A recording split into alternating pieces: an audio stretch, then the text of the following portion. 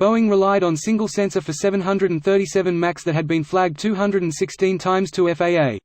This post received a score of 30,461, with an upvote ratio of 95%. Here are the top comments in response to this article. That's probably going to be a lawsuit or two. The increasingly absentee FAA is also culpable. I don't see why Chow still has her chair. Lol, Mitch's wife. Yeah, that's wishful thinking. Till they are married. And the education secretary's brother is a guy who was taking secret meetings with Russians in the Seychelles on behalf of the Trump campaign. Anyone who has done a more thorough reading of the Mueller report, feel free to me corriger. I think you mean her brother Eric Prince, and not her husband. Who knows, maybe they have a Cersei, Jamie thing going on. Frankly, I'd rather not know if that's cool with you. Don't climb the tower then. The things we do for money. One sensor. What happened to triple redundancy when it comes to flight control systems? From what I read, they had two sensors, but the computer only used the data from one of them at any given time. Even if the computer was using the data from two sensors, how would the computer choose an action if they show different data? That's why aviation have triple redundancy in almost everything. With two sensors, the computer could say it can't tell what is going on and tell the pilot to take control and assess the situation. Instead, it takes the one sensor at its word and nose dives the plane into the ground while the pilot has no idea what's happening.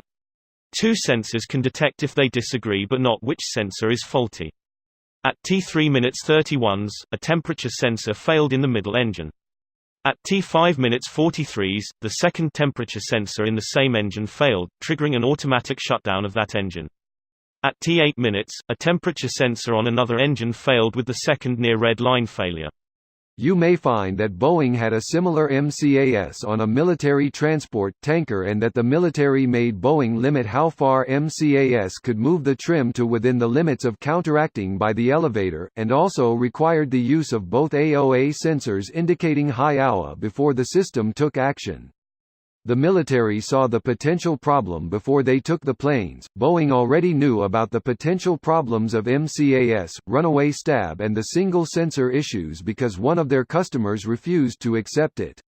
MCAS was also disabled if the pilot was pulling back on the stick on the military one. This is insight I had not read before. Thank you for this. As always, verify. I was gonna say op sounds right, but you're op, lol. Just want to clarify, how does this compare to other sensors and components? Lots of flights every day means lots of malfunctions. What's the acceptable limit? This video was automatically created by Reddit to speech.